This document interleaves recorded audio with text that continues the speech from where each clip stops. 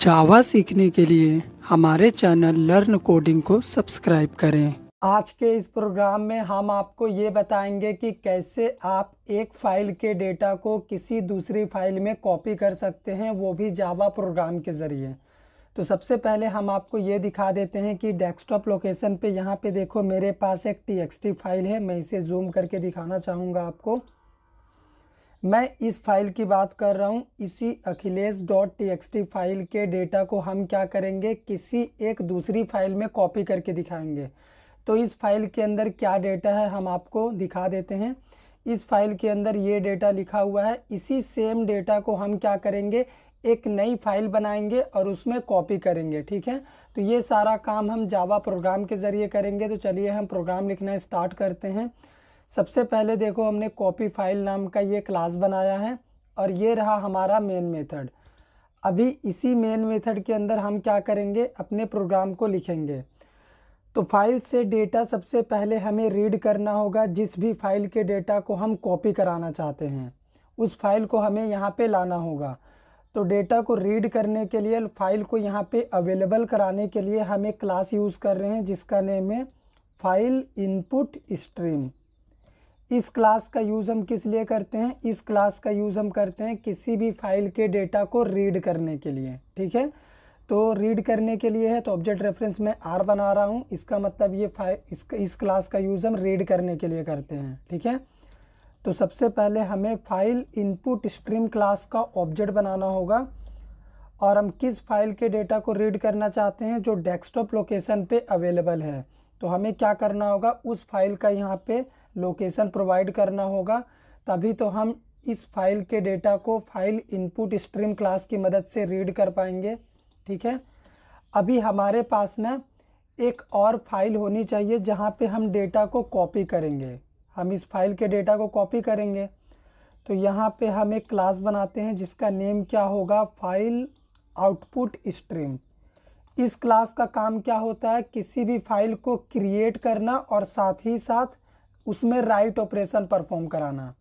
ये दो काम करता है, फाइल भी क्रिएट करता है और राइट ऑपरेशन भी परफॉर्म करता है।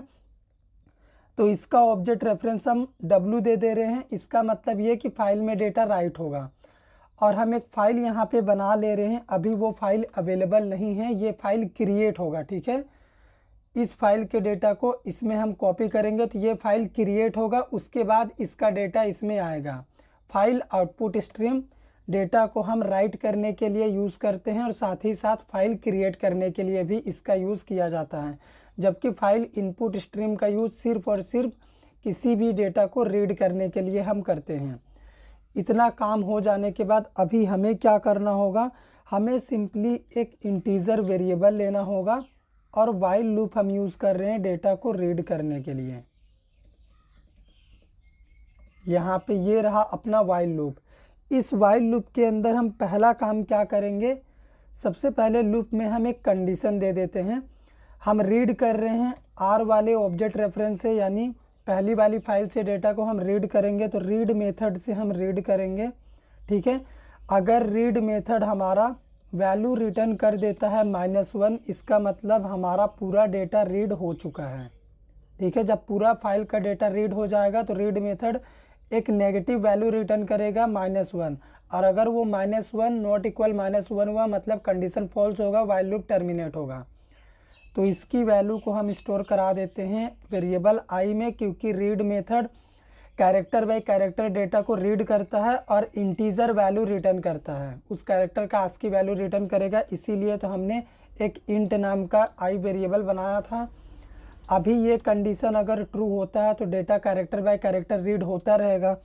तो जिस तरह से character bye character data read हो रहा है उसी तरह से हम क्या करेंगे, अपनी सेकेंड फाइल में यानी W वाली फाइल में उसी कैरेक्टर बाय कैरेक्टर डेटा को क्या करेंगे, राइट कर देंगे। राइट मेथड यूज़ करके राइट करेंगे, रीड मेथड से रीड होता है। ठीक है, तो इसमें हमें क्या राइट करना है, इसमें हमें उसी कैरेक्टर को राइट कर देना है जो यहाँ से रीड हो रहा है इंटीजर के फॉर्म में।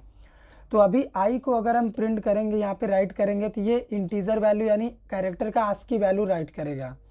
लेकिन हमें कैरेक्टर चाहिए तो हम टाइप कास्ट कर देंगे। तो अभी यहाँ पे क्या होगा, कैरेक्टर राइट होगा।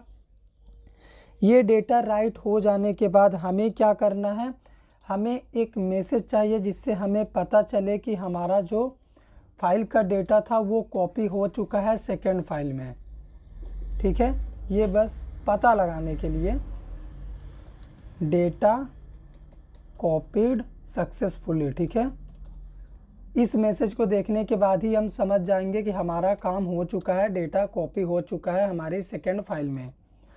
उसके बाद हम क्या करेंगे, अपनी फाइल को हम चाहें तो क्लोज़ कर सकते हैं, पर अभी मैं फ़िलहाल क्लोज़ नहीं कर रहा हूं। यहाँ पे हम देखो कितने क्लासेस यूज़ किए हैं, file input stream, file output stream, 2 classes को हमने यूज़ करा है। तो हम यहाँ पे इंपोर्ट करेंगे पैकेज को, import java.io file input stream. उसी तरह से हम फिर लिखेंगे import java.io file output stream. अभी इस ऑपरेशन को परफॉर्म करते समय, रीड राइट ऑपरेशन परफॉर्म करते समय एक्सेप्शन आ सकता है, तो अभी हम एक्सेप्शन को खुद हैंडल नहीं कर रहे, तो हम क्या कर रहे हैं, एक्सेप्शन को थ्रोस कर दे रहे हैं। एक्सेप्शन कौन सा आएगा, उस एक्सेप्शन का नेम होगा इनपुट आउटपुट एक्सेप्शन। तो ये भी एक क्लास है, तो हमें क्या करना होगा, इसे भी इंपोर्ट करना होगा। तो इंपोर्ट java.io एक्सेप्शन। अगर आप एक बार ही सिर्फ इंपोर्ट लिखना चाहते हैं तो इतने के जगह पे आप io मल्टीप्लिकेशन का सिंबल लगा दो, आपका काम हो जाएगा। फिलहाल हम आपको अपने प्रोग्राम का आउटपुट दिखाते हैं कि इसका रिजल्ट क्या डिस्प्ले होता है, और आप हमारे डेस्कटॉप स्क्रीन को भी देखिएगा। यहाँ पे एक नया फाइल क्रिएट होगा और इस फाइल का डेटा उसमें कॉपी होगा। हमने प्रोग्राम को कंपाइल करा है, अभी ये कंपाइल हो रहा। अगर कोई एक्सेप्शन होगा तो पता चलेगा, नहीं होगा तो नहीं दिखेगा। तो यहाँ पे देखो ये कंपाइल हो गया, मतलब कोई एक्सेप्शन नहीं है। अब इसे रन कर रहे हैं, यहाँ पे आप देखिएगा। ठीक है, डेटा कॉपीड सक्सेसफुली। यहाँ पे देखो एक फाइल भी क्रिएट हुआ है, और उस फाइल का नेम क्या है मैं आपको दिखाना चाहूँगा जूम करके। मैं इस फाइल की बात कर रहा हूँ जो अभी अभी क्रिएट हुआ है, और इस फाइल में सेम डेटा कॉपी हुआ होगा जो हमारे इस फाइल में अवेलेबल था। तो चलिए देखते हैं क्या है इसमें। तो हमने आपको दिखाया था ये डेटा है। ठीक है, इसे बंद करते, इसे ओपन करते हैं। इसमें भी देखो सेम डेटा आ चुका है, मतलब डेटा कॉपी हो चुका है हमारा।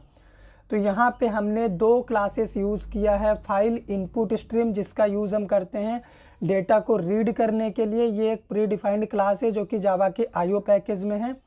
सेकेंड क्लास हमने यूज़ किया है फाइल आउटपुट स्ट्रीम, इसका यूज़ हम करते हैं किसी भी फाइल को क्रिएट और उसमें डेटा राइट करने के लिए। ये भी एक प्री डिफाइंड क्लास है जो कि जावा के आईओ पैकेज में अवेलेबल है।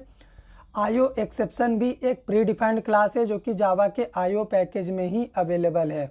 अगर आप इतनी लाइन को नहीं लिखना चाहते हैं तो आप क्या करो, इसे हटा दो और इतने की जगह, इस क्लास के जगह आप यहाँ पे ये मल्टीप्लिकेशन का सिंबल लगा दो। और एक्सेप्शन अभी हमने थ्रोस किया है, मतलब मेन मेथड का कॉलर एक्सेप्शन को हैंडल कर रहा है जेबीएम। अगर आप खुद से हैंडल करना चाहते हैं तो आप ट्राई कैच यूज़ करके यहाँ पे हैंडल कर सकते हैं। अगर फिर से प्रोग्राम को हम क्या करें, कंपाइल और रन करें तो सेम रिजल्ट आएगा, कोई फ़र्क नहीं पड़ेगा। मैं आपको दिखाना चाहता हूं कि आप एक बार में भी मल्टीप्लिकेशन सिंबल लगा के पैकेज को इंपोर्ट कर सकते हैं। ठीक है, सेम मैसेज आया, मतलब फाइल बना, डेटा कॉपी हो चुका है। आप चाहें तो इस प्रोग्राम में कंडीशन भी लगा सकते हैं कि अगर ये पहला वाला फाइल अवेलेबल होगा तभी डेटा कॉपी होना चाहिए, अवेलेबल नहीं रहेगा तो फाइल डज नॉट एग्जिस्ट बोलना चाहिए। और एक बार मान लो हमने डेटा कॉपी कर लिया तो दोबारा नहीं होना चाहिए। इस तरह से कंडीशन आप दे के अपने प्रोग्राम को और ज़्यादा अच्छे से बना सकते हैं। अगर आपको हमारा प्रोग्राम समझ में आया हो तो वीडियो को लाइक करिए, शेयर करिए, चैनल पे नए हैं चैनल को सब्सक्राइब कर दीजिए।